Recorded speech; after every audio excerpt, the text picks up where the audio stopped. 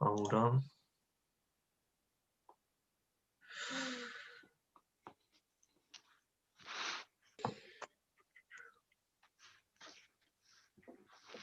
Okay, I think we're on.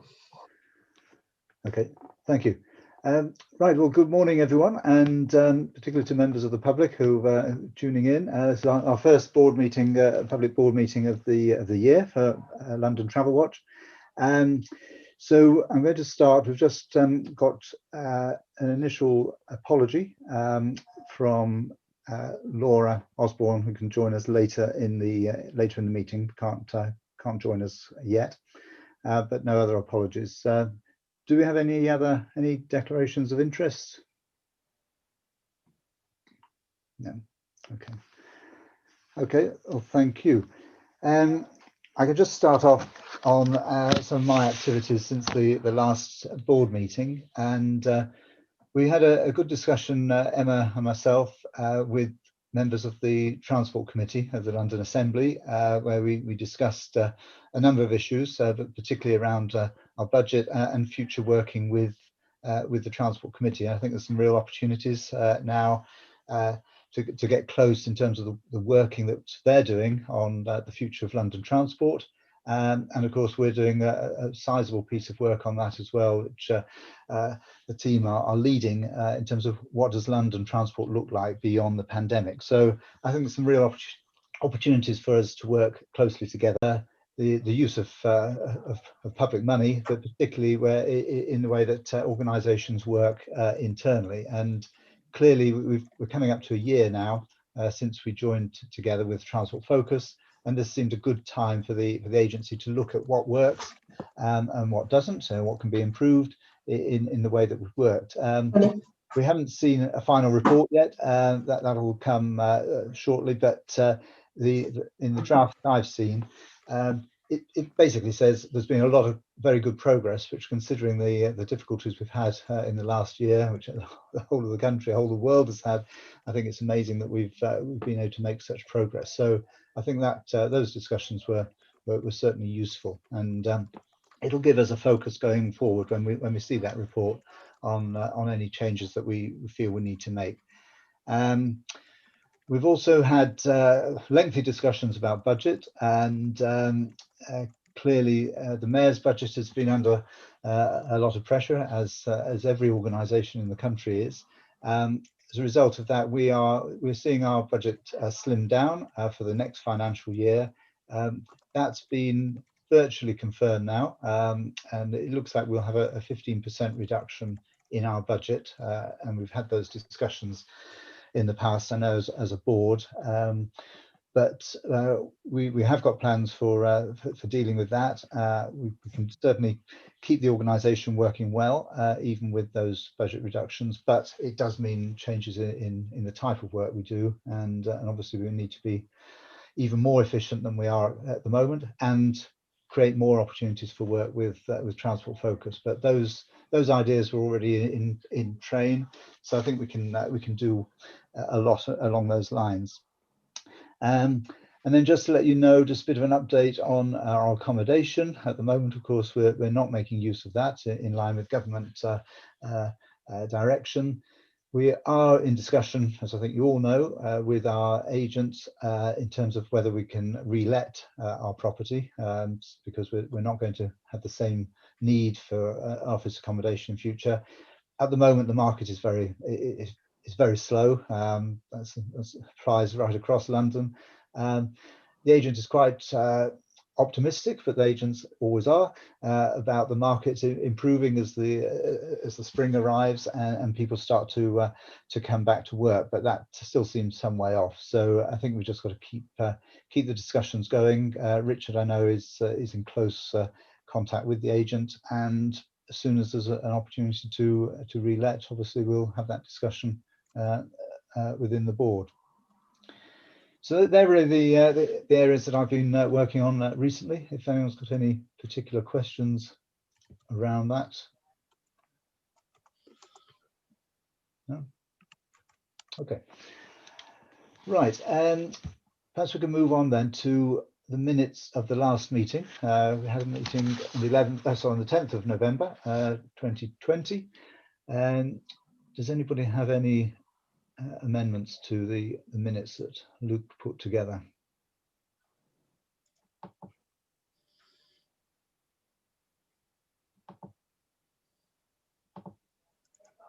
No. Okay. Well, Luke, I will sign those in as we can in the current situation. So, but if you can let me have those, I'll make sure they're signed. Yeah, thanks, Arthur. Okay. Right. Can we just go on to matters arising from that meeting? There were just three items, all completed. Does anyone want to add anything to that discussion? I'm sorry, just while I'm looking at the sheet, I can't actually see anyone. So speak out if there's anything you want to say.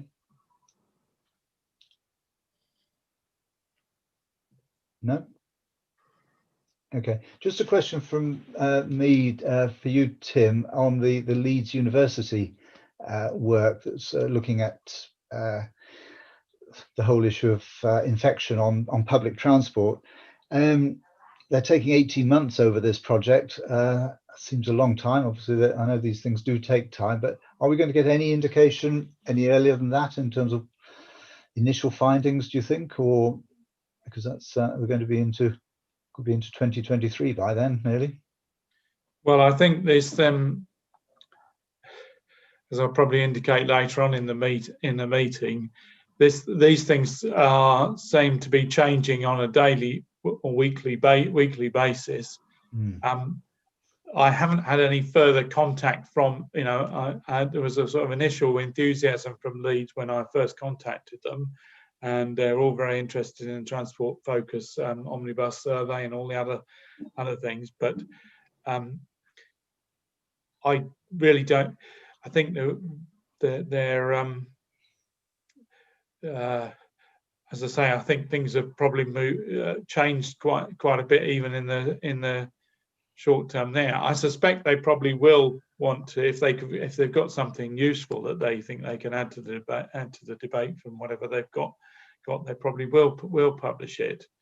But as I say, there seems to be such a lot of changes, in the meantime that I'm not sure necessarily what the value of it will be. Okay, Jackie.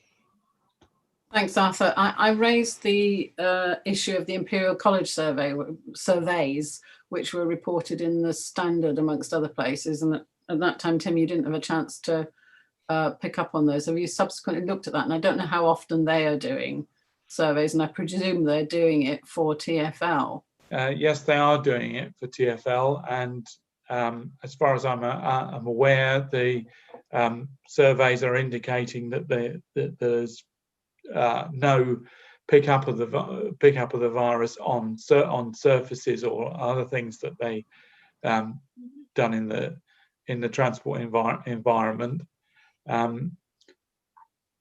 But which seems to indicate there's no change in the position there.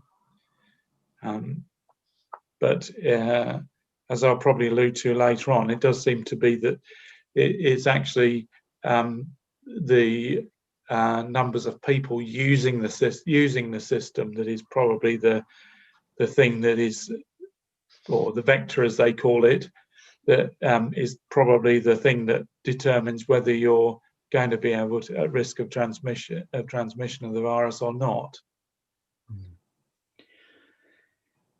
Yeah, I mean, it's going to be a key. Sorry, Jackie, were you going to follow up? Well, I was just to say, I mean, this is probably daft, but I would have thought if the track and trace system worked as a track and trace system, that they would have data whenever they contact someone and say, you need to isolate for 10 days because you've been in touch with someone, that they would have data, even if they don't release it to the individuals, to say where that place was where you were in touch with someone who subsequently tested positive. So because when you see the government briefings, they do talk about most transmission being within a domestic setting.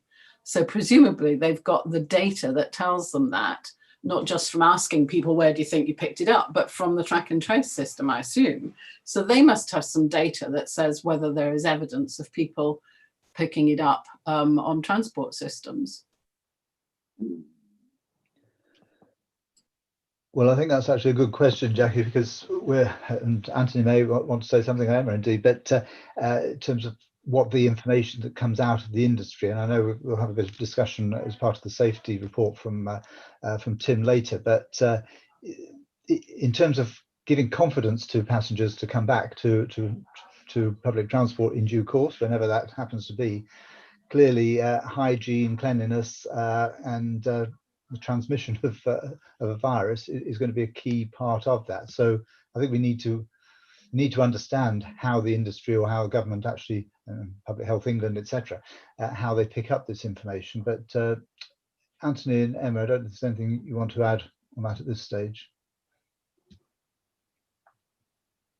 Not at this stage, I don't think. No, Later fine. on, when we're talking about the safety report. But I think that certainly, these are issues that we need to keep a watch on. But anyway, Tim, it sounds like you're keeping a watch on the university work that's going on at the moment, or the research work that's going on. Okay. Okay, thanks for that. So, anything else on matters arising? Yep. Okay. Right. Can we move on to the financial audit, which is our audit for the last year up to March 2020. It was delayed because of just the COVID impact and the fact that papers did need to be seen actually in their raw form, so it couldn't all the work couldn't be done virtually. So that inevitably held things up. So this is coming a bit later than we'd normally have, but it follows the same format as normal. Anthony, as Chief Accounting Officer, is anything you want to specifically draw attention to on this? Nope, all in order. Yeah, that's good to hear. The accounts are approved, so that's important. Does anyone have any questions? And this is really just the formal signing off of the audit. No. Good.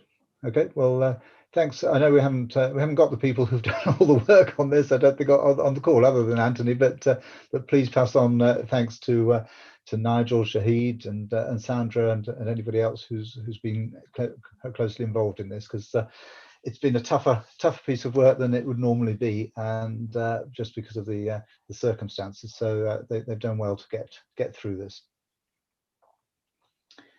Okay. Right, so we can move on to the business plan and budget bid. As I mentioned earlier, we've had lengthy discussions over budget, and it's been difficult for the Assembly. It's been difficult for the Mayor, obviously, in terms of what needs to happen for the coming year. It's very unpredictable, but what we do know is there's certainly a reduction in budgets across the board. As I said, ours is we have a 15% reduction in our budget. We can work to that. Emma's been working with the team, and is developing a plan which we can talk through in greater detail later. But I think what it has meant is that the business plan, which we've discussed in some detail now with the Transport Committee, is in, I think, a good shape. It gives there's enough flexibility in there that enables Emma and the team to respond to changes, and there will be changes that we just can't predict. But there's still enough structure in that to take us forward, and without going through all the detail, because I know you've seen the business plan yourselves, but Emma, is there anything you want to particularly draw attention to in terms of what we're focusing on? No, I mean, I was just going to give a general update on the process, actually, Arthur, Fine. that we're in, to let people know where we're at. So yeah, everybody knows we've got a 15% cut, which means that we've got to save just over £170,000. So our income next financial year will be just under £964,000. So we're currently going through a consultation process on a restructuring proposal about how to make these cost savings. So once our financial position became relatively clear at the end of last year, I drafted this business plan, which we've been referring to, and I've been talking it through with Transport Committee leads to get their feedback on it, because obviously it's really important that they are behind this business plan and think that we're doing the work that they would expect us to be doing. So I've incorporated their feedback. And last week, Arthur and I met with Alison Moore, the chair of the Transport Committee, and Caroline Pigeon, the deputy chair, to discuss the final draft, which Arthur's already mentioned they were broadly happy with. So what Alison Moore has now done is she's sent that off to her Transport Committee colleagues to get their feedback on it. And so we're hoping to hear maybe later this week get some feedback on whether everybody's broadly happy with it, and then we're hoping that plan will be approved by the Transport Committee either before or at their next meeting, which is on the 11th of February, and then we'll be able to make that plan public. But as you know, most of the kind of headline details in there, I think there's going to be quite a lot of work that's going to be very responsive to the situation that we find ourselves in, with unexpected threats and opportunities, alongside work on accessibility that we're continuing, and our future transport work, where we're looking at what the needs of Londoners are going to be once the pandemic is over. And we also want to revive the piece of work that we were unable to do last year, which is around making sure that the bus has priority on our roads. So those would be the key features that I've mentioned. Okay, thank you, Ella. And that's helpful. And I know you've all been involved in discussion on this as we've taken this forward. Any particular questions around the budget or business plan?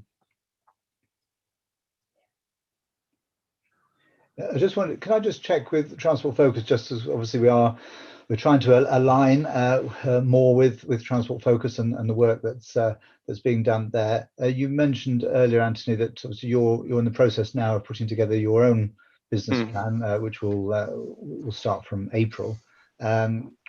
What is the timing of that, or the likely timing of that? We should have a draft, I would have thought, in the next 3 to 4 weeks, and then we'll push it through so that we've got a business plan ready by the 1st of April. But as I said earlier, it's likely to be quite an outline plan, because events will be quite will drive us in different directions. But the 3 main themes will really be around about building back confidence in public transport, which is a key issue for all users. It'll be very much around accessibility as well, so there's a good match there, and we're continuing to build the research products that we need for the future.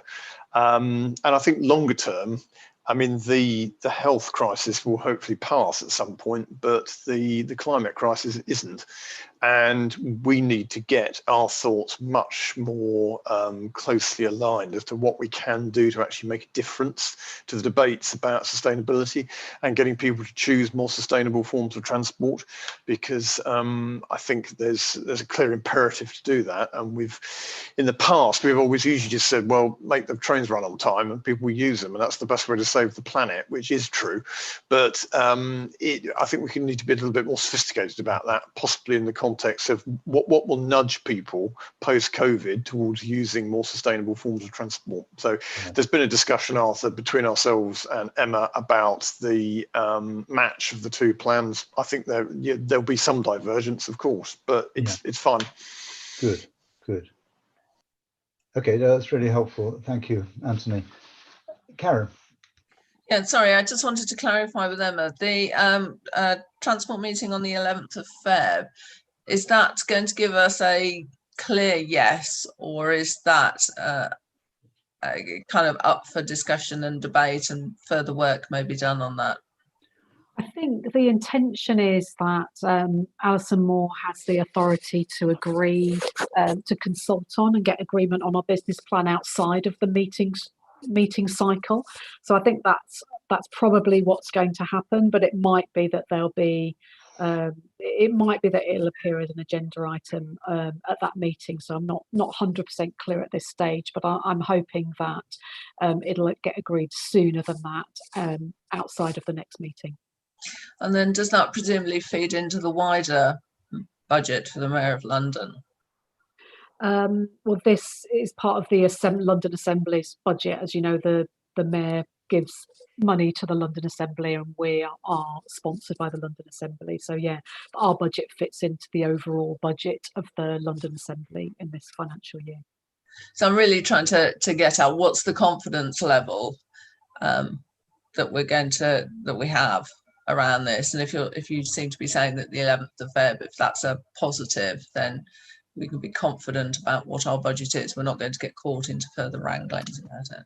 I think the Assembly are as confident as they can be that the cost savings of 15% across the board, not just for us, but the London Assembly, are likely to be the final savings. But you know, there is still a little bit of uncertainty around that. So I can't give you 100% guarantee, but all I know is that we've been asked to come up with a plan to make 15% savings. So I'm hoping that will be all that we're asked to do, but there's still a little bit of dynamism in the situation. Okay, that's helpful. Thanks. Okay, thank you for that. Any other particular questions around the business plan? You were comfortable with that? Okay. I'd like to welcome Shahid. Thank you for joining us, Shahid. Shahid, we were moving at such breakneck speed that I'm afraid we've already been through the financial audit in your absence. I'm sorry, because I know the timings were down for it to be done slightly later. But unless you have anything particularly you wanted to draw our attention to, there has been approval of the accounts. But unless there's anything you wanted to tell us. No problem. Fine enough. Thank you. No, there's nothing in particular. I just wanted to just be here if there was any questions, but I presume there weren't. So no, I think everyone's very happy with them. And okay. We did say earlier, Shahid, thanks to you and Sandra and Nigel working on this, because it's not been as easy as it normally would be. I'm sure it's never easy, but having to deal with auditors remotely has had its own challenges, I think, this time. So well done in making it happen. Thank you. Okay. Right. Does anyone have any other business for the public session of this meeting? No? Okay. Okay. Well, I move then that we move into